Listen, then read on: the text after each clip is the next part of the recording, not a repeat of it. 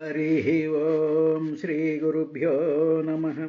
तरणिसुधाकरकिरणसमञ्चितसरसीरुहोत्पलस्रग्विलासो कङ्कणनूपुरग्रैवेयमुद्रिकाहारकुण्डलकिरीटाभिरामु कमनीयसागरकन्यका कौस्तुभमणिभूषणोद्भासमानवक्षु सललितदरहासचन्द्रिकाधवलित चारु दर्पणविराजत्कपोलु शङ्खचक्रगदा पद्मचारुहस्तु अळिकुलालक रुचि भास्वदलिकफलकोपीतकौशेयुवासु कृपातरङ्गितस्मितयक्षणु पङ्कजोदरुणी हरिणी अब्जाक्ष सकलभूतान्तरात्मुडवन तनरुचुण्डेडुनी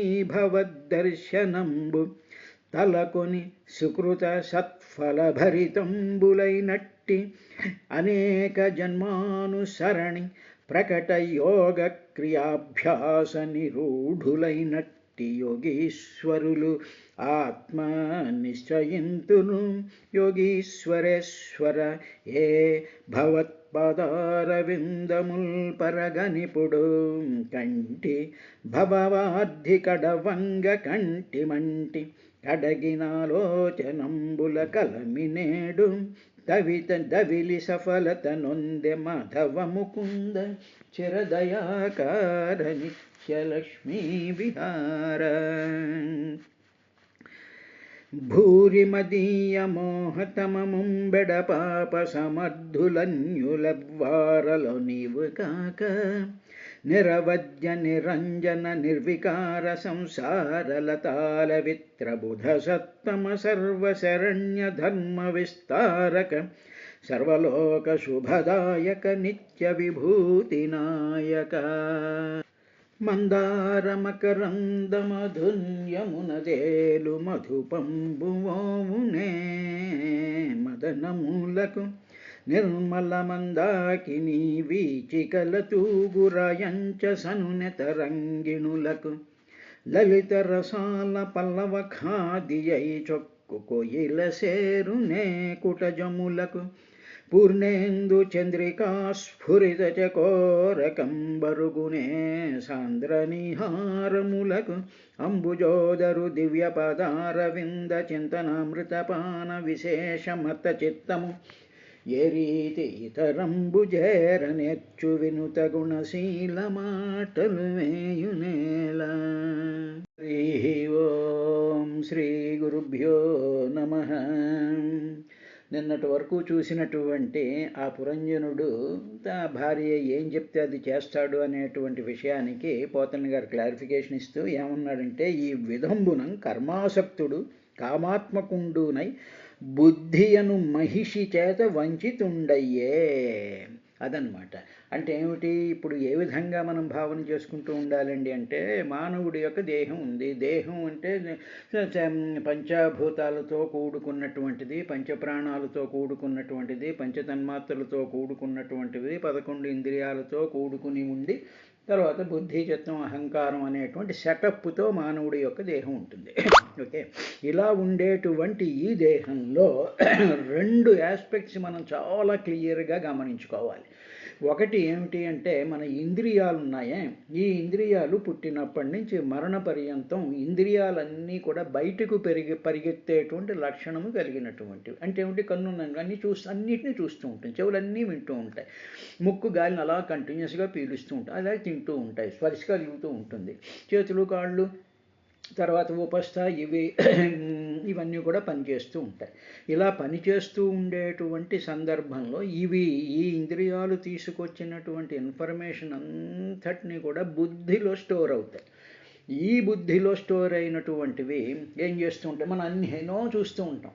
అలా చూస్తూ ఉన్నప్పుడు ప్రతిదీ కూడా మన మనసులో చూస్తూ ఉంటుంది అంతే. చూసిన తర్వాత బుద్ధి ఏం చేస్తుంది అంటే వాటిల్ని అలా స్టోర్ చేసుకుంటూ అందులో ఈ మానవుడికి ఏదైతే నచ్చుతుందో, ఏదైతే బాగుంది అనుకుంటాడో, ఏదైతే తనకి సుఖమిస్తోంది, సంతోషమిస్తోంది అనుకుంటూ ఉంటాడో వాటి మీద తాను కాన్సన్ట్రేట్ చేసి దానితోనే సాదాత్మ్యం చెందిపోతూ అవే కావాలని కోరుకుంటూ అవే నిత్యం ఉండాలని కోరుకుంటూ వాటి యొక్క అనుభూతులన్నిటినీ కూడా పేర్చుకుంటూ పోతాడు. అలా పేర్చుకునేటువంటి బ్రెయిన్లో ఉండేటువంటి ఒక పార్ట్ని చిత్తము అంటారు. అంటే ఉదాహరణకి ఒక మనిషికి ఒక పాట, మంచి పాటలు ఇష్టం ఉంది, వాళ్ళు ప్రేమించుకునేటువంటి టైంలో ఏదో మంచి పాటలు వాళ్ళకి ఇష్టం అనుకోండి, ఆ పాటలన్నీ ఆ మనసులో ఉంటాయి. ఉన్న తర్వాత ఏమవుతుంది, కొంతకాలం అయ్యేటప్పటికీ ఆ పాటల మీద, ఆ వస్తువుల మీద, ఆ వ్యక్తుల మీద, ఆ పదార్థాల మీద ఉండేటువంటి చాలా గాఢంగా ఉండేటువంటి అనుభవం ఒక చిత్తంలో పేరుకుపోయి ఆ పాట విన్నప్పుడో, ఆ వస్తువు చూసినప్పుడో, ఆ వ్యక్తిని చూసినప్పుడో అప్పుడు చిత్తం ప్రవోక్ అవుతుంది. చిత్తంలో స్టోర్ అయి ఉంటాయి. అవి ప్రవోక్ అయ్యి అది మళ్ళీ కావాలి అనిపించేటువంటి ఒక స్మృతిలోకి వెళుతుంది. అలాగా ఇవన్నీ కూడా ఎక్కడ జరుగుతుంటాయంటే జడమైనటువంటి బ్రెయిన్లో జరుగుతూ ఉంటాయి. ఇలాగ ఉండేటువంటి దాంట్లో ఈ బుద్ధి అనేటువంటిది ఏం చేస్తుంది అంటే చాలా యాక్టివ్గా పనిచేసేటువంటిది. బుద్ధి ఏమిటి అంటే అన్నీ చూస్తూ ఉంటుంది, ఇష్టమైనటువంటివి కష్టమైనటువంటివి అన్నిటినీ కూడా భరిస్తూ ఉంటుంది, కొన్నిటిని అనుభవాల కింద మార్చేసుకుంటూ ఉంటుంది. అది చిత్తము అంటారు. అందువల్లే భగవత్ ప్రార్థన కానీ భగవంతుడి యొక్క ఆ స్థితి కావాలి అనుకున్నప్పుడు ఆ భగవత్ ప్రార్థన, నామస్మరణ, ఆ స్థితి అంతా కూడా చిత్తమును శుద్ధి చేయను. అంటే ఇలాగ పేరుకుపోయి గాఢంగా పిండిగట్టే గట్టిగా పాకం ముదిరినటువంటి పాకంలో ఉండేటువంటి ఆ చిత్తాన్ని శుద్ధి చేస్తుంది, దాన్ని కడిగేస్తూ ఉంటుంది భగవంతుడి ప్రార్థన. తరువాత ఇది బాగానే ఉంది.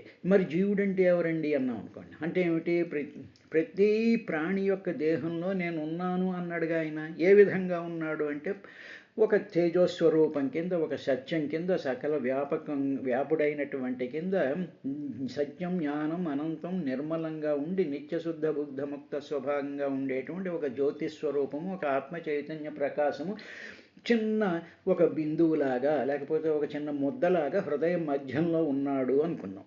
ఇప్పుడు అందులో నుంచి ఆ పరమాత్మ హృదయంలో నుంచి ఏం చేస్తుంటాడంటే ఒక బటన్ బ్యాటరీలో నుంచి కరెంటు ఏ విధంగా అయితే పైకి వస్తుందో అలాగా చిన్న జ్యోతిగా హృదయ మధ్యంలో, హృదయ కుహర మధ్య అహరహమహమితి అని భగవాన్ ఆ హృదయ కుహర మధ్యంలో ఉండేటువంటి పరమాత్మ యొక్క స్థితిని ఆయన వర్ణించారు.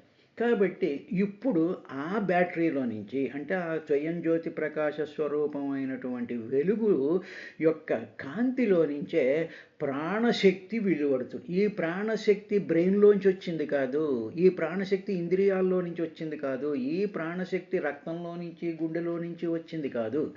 ఆ బ్యాటరీ లాంటి స్వయం జ్యోతి స్వరూపమైనటువంటి చిన్న ముద్దగా హృద్దేశే తిష్టతి అన్నాడే, తిష్టతి, అక్కడుండేటువంటి ఆ పరమాత్మ లో నుంచే ఈ ప్రాణశక్తి వచ్చింది. అప్పుడు ఈ శక్తి ఏం చేస్తుంది అంటే మన ముక్కుల ద్వారా ఆ గాలిని లోపలికి సక్ చేస్తుంది, విడుస్తూ ఉంటుంది. అది ప్రాణశక్తి. ఆ ప్రాణశక్తి ఏం చేస్తుంది అంటే శరీరంలో హీట్ని జనరేట్ చేస్తుంది. అది శక్తి కదా. కాబట్టి ఎప్పుడైతే ఆ స్వయం జ్యోతి అంటే మంట ఉన్న చోట నుంచి వెలుగు వేడి ఎలా వస్తుందో ఆ లోపల ఉండేటువంటి ఆ శక్తి, ఆ పరమాత్మ యొక్క శక్తిలో నుంచి ప్రాణశక్తి శరీరంలో ప్రవహిస్తూ ఉంటుంది, ఉండి ఆ శరీరానికి వేడిని కలగజేస్తూ ఉంటుంది. కాబట్టి ఇప్పుడు అదొకటి, ఆ రెండే కాకుండా ఆ ప్రాణశక్తి, ఆ స్వయం జ్యోతి స్వరూపం ఏం చేస్తుందంటే మన ఇంద్రియాలని, మన మనసుని, బుద్ధిని, చిత్తాన్ని, వీటిలన్నిటినీ కూడా వాటిల్లోని ప్రకాశింపజేస్తూ ఉంటుంది. ఆ ప్రకాశింపజేస్తుంటే అంటే వాటి మీద లైట్ ఫోకస్ చేసేటప్పటికి అవి అప్పుడు పనిచేయడం ప్రారంభిస్తూ ఉంటాయి. ఇలాగ చేసేటువంటి సందర్భంలో ఆ పరమాత్మలో నుంచే వచ్చినటువంటి ఆ శక్తి స్వరూపుడు ఏం చేస్తూ ఉంటాడంటే ఒక పార్ట్ ఆఫ్ ఆ శక్తి ఏం చేస్తుందంటే శరీరంతో పూర్తిగా కలిసిపోతుంది, ఆ మనసుతో పూర్తిగా లీనమైపోతుంది, ఆ మనసుతో బుద్ధితో పూర్తిగా లీనమైపోతుంది. అయిపోయి ఏం చేస్తుంది, నేను శరీరము అనుకునేటువంటి ఒకానొక భావం ఏర్పడుతుంది. ఆ భావమే మనోరూపంగా ఉంటుంది, వాడిని జీవుడు అంటారు. ఈ జీవుడు ఎక్కడి నుంచి వచ్చాడు, ఇంద్రియాల్లో నుంచి వీటిలో నుంచి రాలే.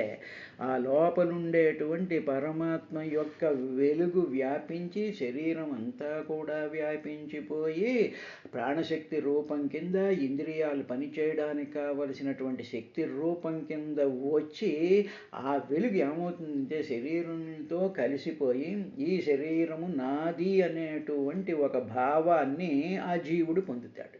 బుద్ధి అనేటువంటిది ఇప్పుడు ఈ జీవుడు ఏం చేస్తాడంటే బుద్ధిని ఆధారం చేసుకుని బుద్ధితో కలిసి వీడు అన్ని రకాలైనటువంటి పనులు చేస్తూ ఉంటాడు. కాబట్టి ఇవన్నీ కూడా యాక్టివేట్ అయ్యేటువంటి స్థితి. ఇప్పుడు ఏం చెయ్యాలి, సాధన అంటే ఏమిటి అంటే ఈ జీవుడిని ఆ బుద్ధిలో నుంచి సెపరేట్ చేసి జీవుడిని జీవుడి కిందే చూస్తూ బుద్ధిని బుద్ధి కిందే చూస్తూ ఉండాలి. ఇప్పుడు బుద్ధి ఎప్పుడు పనిచేస్తుంది అంటే బుద్ధికి అన్ని ఎక్స్పీరియన్సెస్ ఉన్నాయిగా, తిన్నటువంటి ఎక్స్పీరియన్స్, చూసినటువంటి ఎక్స్పీరియన్స్, సుఖాలు దుఃఖాలు ఇవన్నీ పేరుకుపోయాయిగా. ఇప్పుడు ఆ పేరుకుపోయినటువంటివన్నీ కూడా ప్రాణశక్తి వల్ల అవి ఎప్పుడైతే యాక్టివేట్ అవుతాయో అప్పుడు జీవుడు అవి యాక్టివేట్ అయ్యి దానితో పాటు ఈ జీవుడు కూడా ప్రయాణం చేస్తూ ఉంటాడు. అందుకని ఏమన్నాడంటే కామాత్మకుండైన బుద్ధియను మహిషి చేత, మహిషి అంటే రాణి అన్నమాట. ఇప్పుడు బుద్ధి ఎవరు, మానవుడు దేహంలో ఉండేటువంటి ఆ బుద్ధిని మహిషి రాణి, ఆవిడే పురంజని. ఈ లోపల ఉండేటువంటి చైతన్యాత్మకుడైనటువంటి తెలివి జ్ఞానము ఉండేటువంటి ఆ వెలుగు స్వరూపమా జీవుడి కింద మారుతాడు, అంటే దానితో తాదాత్మ్యం చెందుతాడు. అసలైనటువంటి పరమాత్మ మాత్రం తాను అలాగే ఉంటాడు, ఆ బటన్ బ్యాటరీ మాత్రం అలాగే ఉంటుంది. ఈ విధమైనటువంటి సెటప్తో ఈ సిస్టమ్ ఉంది అని చెప్పి మనం ఎప్పుడైతే అర్థం చేసుకుంటామో మన బుద్ధిని నేను అనేటువంటి ఆ జీవుడు మన బుద్ధిని కంట్రోల్ చేస్తూ ఉండాలి. కానీ బుద్ధి ఏం చేస్తుంది అంటే ఆ బుద్ధి అను మహిషి చేత వంచితుండయ్యే, ఆ బుద్ధి వీడిని వంచేస్తూ ఉంటుంది, ఈ జీవుని ఈ జ్ఞానస్వరూపాన్ని వంచేస్తూ ఉంటుంది. ఈ జ్ఞానస్వరూపం ఎవరంటే భగవత్స్వరూపమైనటువంటి వాడు. కాబట్టి ప్రతి మనిషి హృదయంలో ప్రతి జీవి హృదయంలో కూడా పరమాత్మస్వరూపమైనటువంటి జ్ఞానస్వరూపమైనటువంటి ఒక వెలుగుంది అని దానిని సాకార రూపం కింద మనం ధ్యానిస్తూ అదే ఇది అనుకుని బుద్ధిని కొంచెం దూరం పెట్టి మనసుని దూరం పెట్టి ఆ బుద్ధి చేసేటువంటి యాక్టివిటీస్ అన్నిటినీ కూడా సాక్షిభూతంగా చూస్తూ ఉంటే బుద్ధి తనంతట తాను లొంగి వస్తుంది. ఇది సాధన. ఇది ఈ విధంగా చెప్పిన తర్వాత ఇది శ్రీమద్భాగవతే మహాపురాణే చతుర్థస్కంధే పురంజనోపాఖ్యానే పురంజనీ సమాగమో నామ పంచవింశోధ్యాయ సమాప్త. అది అయిపోయిందా? ఇప్పుడు అథ షడ్వింశోధ్యాయ 26వ అధ్యాయంలోకి ఇవాళ నుంచి మనం మొదలు పెడతాం. ఇందులో విదురా ఆ నారద మహర్షి ఇంకా ప్రాచీన బర్హి మహారాజుకి ఫర్దర్ కథని వివరిస్తూ ఈ విధంగా చెప్పాడయ్యా అని చెప్తూ స ఏకదా మహేశ్వాసో రథం పంచాశ్వామాశుగం ద్విషం ద్విచక్రం ఏకాక్షం త్రివేణుం పంచబంధురం ఏకరశ్మ్యేకదమనం ఏకనీడం ద్వికూబరం పంచప్రహరణం సప్తవరూధం పంచవిక్రమం హైమోపస్కర మారుహ్యం స్వర్ణవర్మాక్షయేషుధి ఏకాదశ చమూనాద పంచప్రస్థమగాద్వనం అని చెప్పి ఈయనేం చేశాడు అంటే ఈ ప్రాచీన బర్హి మహారాజు ఒక అడవికి వెళ్ళాడయ్యా. ఆ అడవికి వెళ్ళేటప్పుడు మరి రాజుగారు కాబట్టి ఓ రథం ఉంటుందిగా, ఆ రథం మీద ఎక్కాడు. ఆ రథం మీద ఎక్కేటప్పుడు ఏం చేశాడంటే ఒకనాడు గొప్ప ధనస్సు ఒకటి ధరించాడు. తరువాత అవి ఆ బాణం ధనస్సు ధరించాడు, మరి బాణాలు ఉండాలిగా. అందువల్ల ఏమిటి, అక్షయాలైనటువంటి ఎన్ని తీసినా సరే ఇంకా బాణాలు అలా వచ్చేటువంటి అక్షయం పొదిలు తీసుకున్నాడు. తర్వాత బంగారు కవచాన్ని ఒకటి ధరించాడు. తర్వాత 11 మంది సేనానాయకులు వెంటరాగా వస్తూ ఉంటే రథాన్నెక్కి పంచప్రస్థం అనేటువంటి అడవికి వెళ్ళాడు. ఒక అడవికి వెళ్ళాడు, వేటాడడానికి వెళ్ళాడు. దాని పేరు ఏమిటంటే పంచప్రస్థము అనేటువంటి అడవికి వెళ్ళాడు. వెళ్ళి 5 రథం కదా, దానికి 5 గుర్రాలు కట్టి ఉన్నాయి ఆ రథానికి. అది ఏం చేస్తుంది, మంచి వేగంగా పరిగెత్తడం ప్రారంభించింది. ఆ రథానికి మామూలుగా అడ్డకర్రలు ఉంటాయిగా, దానికి 2 అడ్డకర్రలు ఉన్నాయి. రథం కాబట్టి 2 చక్రాలు ఉన్నాయి. ఒక ఇరుసు కూడా ఉంటుంది.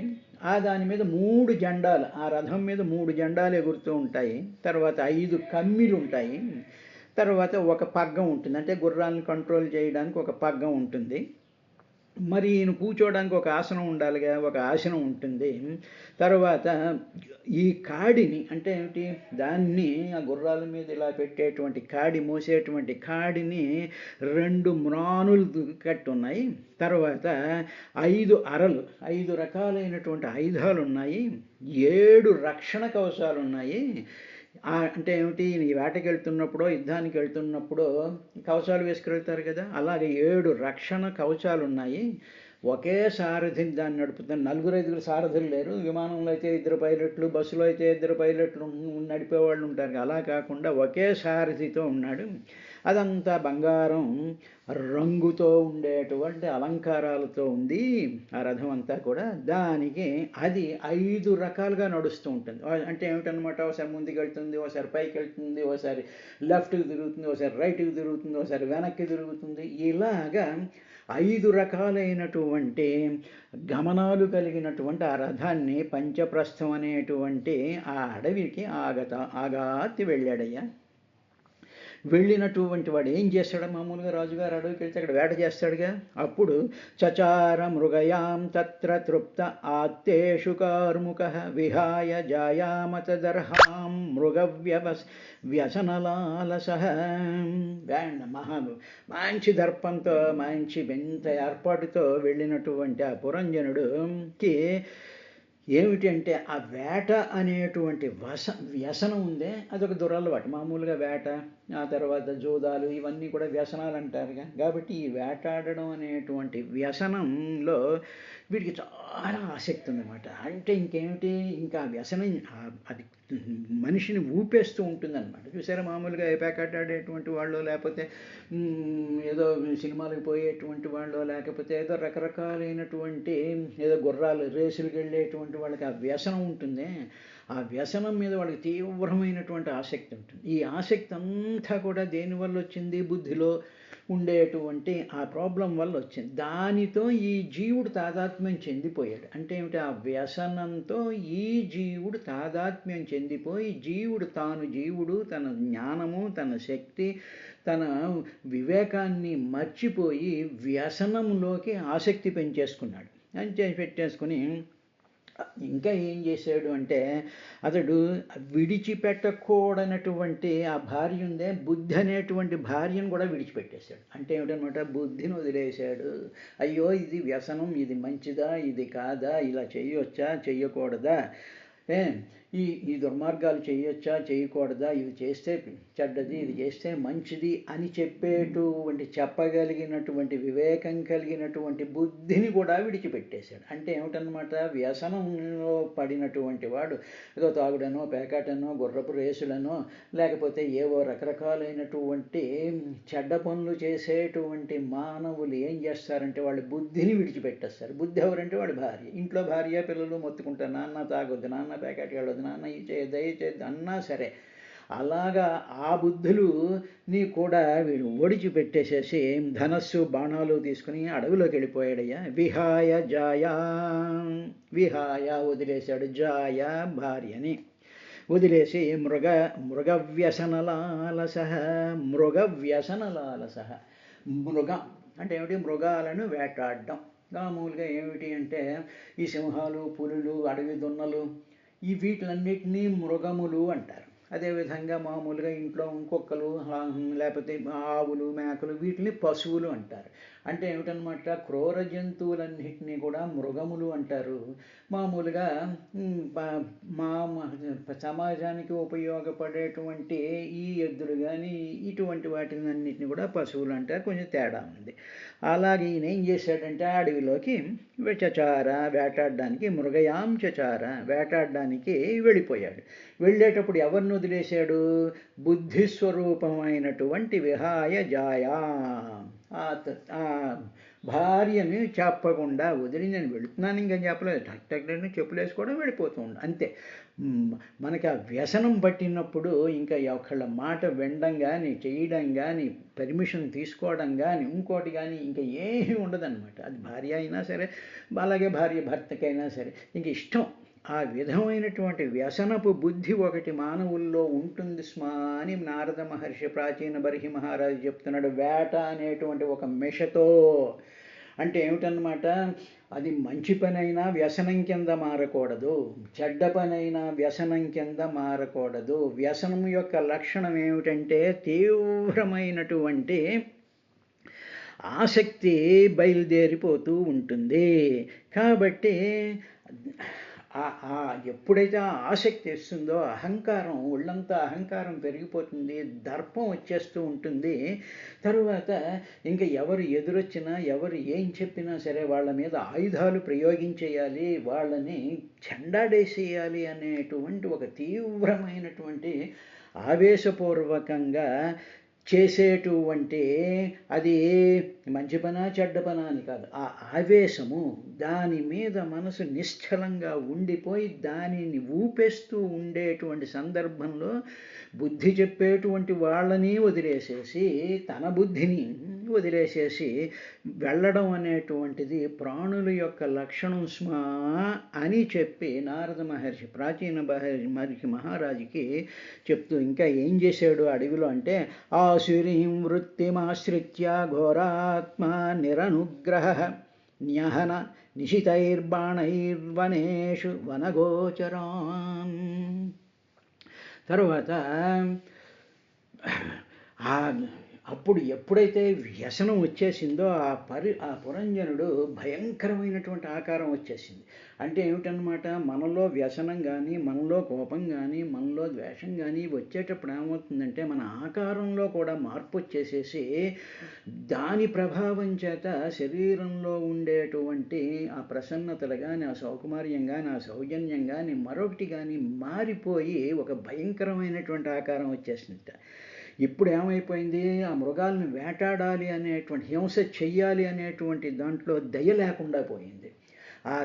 కానీ పరమాత్మ యొక్క లక్షణం ఏమిటి, పరమాత్మ కరుణాసముద్రుడు. పరమాత్మలో నుంచి వచ్చినటువంటి జీవుడు కూడా దయాస్వరూపుడు అవ్వాలిగా, ఆ సుందరమైనటువంటి ఆకారం కలిగినటువంటి వాడు అవ్వాలిగా, పరిపూర్ణమైనటువంటి బుద్ధి స్వభావం కలిగినటువంటి వాడు అవ్వాలిగా. కానీ ఎప్పుడైతే దేహంతోనూ తర్వాత బాహ్య ప్రపంచంలో ఉండేటువంటి వ్యసన ప్రవృత్తులతోనూ కూడా తాదాత్మ్యం చెందిపోయినప్పుడు తన యొక్క సౌజన్యమైనటువంటి సుందరమైనటువంటి ఆకర్షణీయమైనటువంటి శరీరము తర్వాత దయాజాలి క్షమ ఇవన్నీ కూడా పోయి ఆ పురంజనుడు భయంకరాకారుడై రాక్షస ప్రవృత్తి వచ్చేసి అడవిలోకి వెళ్ళిపోయి ఆ చెట్లలోనూ వాటిల్లోనూ కూడా తిరిగేటువంటి జంతువులు ఉంటాయి, ఏదో పుల్లు, సింహాలు, అడవి దున్నలు, తోడేళ్ళు, నక్కలు, ఇంకా ఒకటి కాదు, ఈ మృగాలన్నింటినీ కూడా వాడైనటువంటి అంటే బాగా తీక్ష్ణమైనటువంటి బాణాలతో కొట్టి చంపడం ప్రారంభించట. ఇలాగా అంటే ఇంకా దయ ఉండదు, ఏముండదు, అసలు బుద్ధిని కూడా వదిలేసి వచ్చేసాడు. కాబట్టి ఈ విధంగా ఏం చేశాడు, నిశితైర్బాణై వనగోచరం, మొత్తం నిశితమైనటువంటి బాణాలతో కొట్టడం ప్రారంభించాడు అన్నాడు. తర్వాత మృగ నిరనుగ్రహ, అనుగ్రహం జాలి, ఏ మాత్రం జాలి లేకుండా ఘోరాత్మ, ఒక భయంకరమైనటువంటి ఆవేశం, ఒక రెక్లెస్నెస్, ఒక రకమైనటువంటి రాక్షస ప్రవృత్తి ఆ జీవుడికి పట్టేసిస్తుంది. కాబట్టి దీని అంతటికీ కారణం ఏంటంటే బాహ్య జగత్తులో ఉండి మనని మోహపరిచేటువంటి అనేక రకాలైనటువంటి జంతుజాలాలు కానీ మనుషులు కానీ వస్తుజాలాలు కానీ మరొకటి కానీ వీటి మీద మన ఇంద్రియాలు వెళ్ళి పడి వాటిలతో లావాదేవీలు పెట్టుకుని వాటిలతో మన శరీరం దీన్ని మంచు పెట్టేసుకుంటూ ఉండేటువంటి సందర్భంలో ఈ విధమైనటువంటి భయంకరమైనటువంటి స్థితి ఏర్పడుతుంది స్మా అని చెప్పి కాషణిస్తున్నట్టుగా ప్రాచీన బర్హి మహారాజుకి నారదుడు చెప్తూ ఇంకా ఏమన్నాడు అంటే తీర్థేషు ప్రతిదృష్టేషు రాజా మేధ్యాన్ పశూన్ వనే యావదర్థమలం లుబ్ధో హన్యాదితి నియమ్యతే. తరువాత ఇంకా ఇప్పుడు రాజుకి మామూలుగా పూర్వం రాజులు అంటే వాళ్ళు మాంసాహారులు అయి ఉంటారుగా, మాంసాహారులు చాలామంది ఉంటూ ఉంటారు. అలాగా ఆ రాజుకి మాంసం నందు ఒకవేళ ఇది మాంసం కోసమే చంపుతున్నాడు అంటే ఎప్పుడు చంపాలి అంటే శాస్త్రవిహితమైనటువంటి యజ్ఞాలు చేస్తున్నప్పుడు మాత్రమే ఈ జంతువుల్ని ఈ మృగాల్ని లేకపోతే పశువుల్ని వీటిల్ని సంహారం చేసి అప్పుడు మాత్రమే అడవి జంతువుల్ని చంపడం అనేటువంటిది ఉంటుంది తప్ప పవిత్రమైనటువంటి పశువులను మాత్రమే వినియోగం ఎంత ఉందో అంతవరకు మాత్రమే సంహరించాలి అనేటువంటి ఒక విధి విధానం ఉంది కదా. అంతే ఏమిటన్నమాట, ఒక అందరికీ పనికొచ్చేటువంటి క్రియ చేస్తున్నప్పుడు ఏ పని ఎంతవరకు చెయ్యాలి అనేటువంటి లిమిట్తో శాస్త్రం ఉందయ్యా. అలా చేయకుండా ఇష్టం వచ్చినట్టు చేసేసాడు అనేటువంటి విషయం చెప్పాడు. రేపటి కార్యక్రమంలో ఇంకా ఏం చేశాడు అనేటువంటి విషయాన్ని చూద్దాం.